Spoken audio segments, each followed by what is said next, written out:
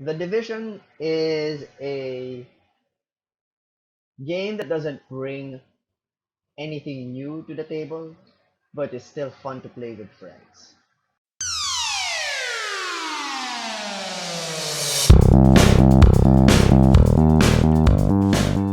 Alright, so we're going to be reviewing the Division today.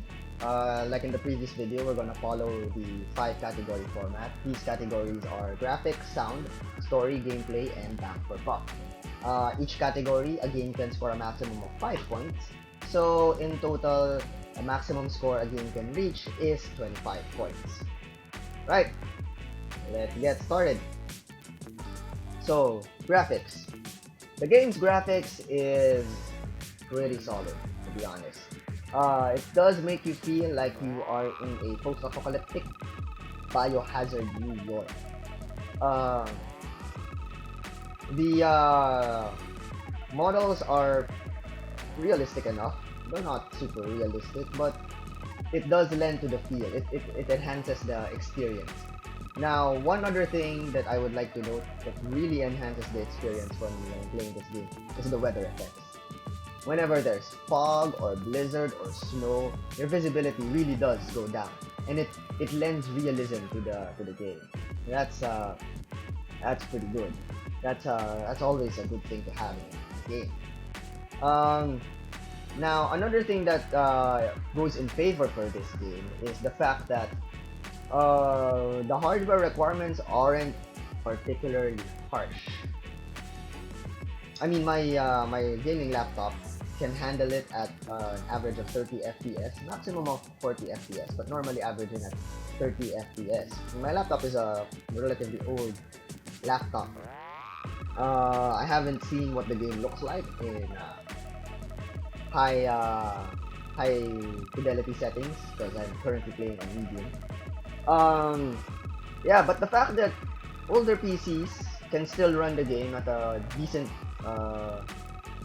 decent quality and decent frames per second, that's a plus. And because of all of that, I will be giving the division a score of 4 out of 5 for the graphics. The next category would be sounds. Alright, now I've mentioned this in the previous videos. I'm not really a sound guy, to be honest. I am more of a graphics guy, so I'll normally be rating sounds in just a 3 baseline average unless something horrible. It sounds horrible. It sounds really horrible, or it sounds really spectacular. But for the division, I'm actually gonna giving it a high score because the voice acting is what caught my ear here. It's spot on. The actors that they chose are pretty solid on it. And Isaac, Isaac is your disembodied computer voice that tells you where to go, warns you of threats, etc., etc. Now, the voice actor that they got for Isaac is Brandon Keener, who is the same voice actor as Garrus Vakarian in the Mass Effect series.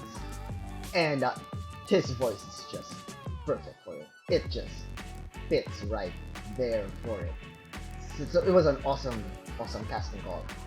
So because of that, I'm actually also gonna giving a 4 out of 5 for sounds on the on the division. Next would be story. Story is where the division sort of falls onto the meh areas. The basic premise is that you are an agent of the division, a sleeper cell organization, you're a sleeper agent. Basically, the division is an organization that has sleeper agents spread out through the entire United States that are called or activated to help maintain continuity of government should there be a apocalyptic disaster, basically, which is like what happened in New York. You're part of the second wave. Now the story will tackle what happened. As you progress through the game, it'll tell you what happened to the first wave, and then tell you basically reveal to you what's been happening to New York, specifically the backgrounds on the factions that have taken over New York. Now, the reason that I say it falls onto the meh category is because the story is kind of predictable. At least for me, it's nothing surprising. Not there are a couple of plot twists, but again, they're not surprising plot twists, mind-blowing plot twists. So yeah, standard. So I'll be rating it a 3 out of 5 for the story. Uh, Gameplay. Again, for gameplay, I'll have to say that the Division falls once again into the meh category. It feels like a standard cover shooter where you have skills and you get heavy emphasis on gears. I mean, headshotting someone is good, but if your gears suck, headshotting someone doesn't really do much.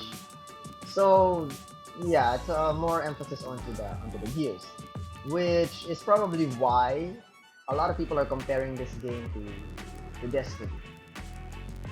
Um, Playing it solo is okay. It's entertaining enough. The grind is still there. You know, trying to reach level 30, the max level, and then trying to get equipment from that, so on and so forth. Is there, but the fun really starts when you party up with friends. It's that's when that's when everything just explodes into a scene of insane happiness for at least for me and my friends. The problem I have with that though is that the game feels like it's centered around multiplayer. You know, you're supposed to be playing with other people, but there's no cross-platform compatibility. Meaning, my friends who play on the Xbox One can't join me on the PC. Can't join my game because I'm on the PC. My friends on the PS4, it's same thing. You know, for a game that's supposed to be centered around multiplayer, playing with others, it feels off that there's no cross-platform compatibility. Alright, so the final category is bang for buck. Now, those for you who are not familiar with what bang for buck is, bang for buck basically is how much you're getting for your money. Now, the Division, in terms of bang for buck, is pretty average, considering its price tag, 1,700 pesos. Following the price of 1,700, I personally think that it's an okay price for what you're getting. For what you're getting with the Division, the graphics, the good graphics, the good sounds. At least personally for me, it's good sounds. Average gameplay, average story. 1,700 feels fairly okay. It's not spectacular for the price. One reason that I can say that is if you compare it to The Witcher, which costs roughly the same, it's either 1,600 or 1,700 in Steam, you get so much more from The Witcher. So much more content, so much more, just more in general. So yeah, I'll have to say that the Division will have to fall on an average here. So I'll have to give it a 3 out of 5 in terms of bang for buck. Alright, conclusion. Personally, I don't think that the Division is a game for everyone. If you are the type of person who likes to play his games solo, isolated, you know, just you and your game, you can play the Division that way, but it doesn't feel as fun. It's entertaining enough, but it's not that entertaining. It's not super entertaining. Compared to when you say play with friends, yeah, that's when the fun really starts. So for me, if you're more of a solo player, I'd say that you can actually skip this game. You don't have to get it. You don't have to buy it. Actually, you don't have to buy it at all. I feel that this game is more of a nice to have than a must have. It isn't one of those games that I'd say you must buy, must be part of your collection. So yeah, but if you have a group of friends that are gonna be playing on the same platform, because again, remember, no cross-platform compatibility, then yeah, this could be worth getting, if not for just for the sheer fun of playing the game, playing with your friends. All right, so with that, this game's total score, it adds up to 17 out of 25. Fairly average score. So thanks for watching, guys. Like the video if you liked it, and subscribe if you wanna see more of our videos. Also, if you wanna see some of our gameplay videos for the Division, some of our Let's Play, you can click the link here. And yeah, I'll see you guys on the next video.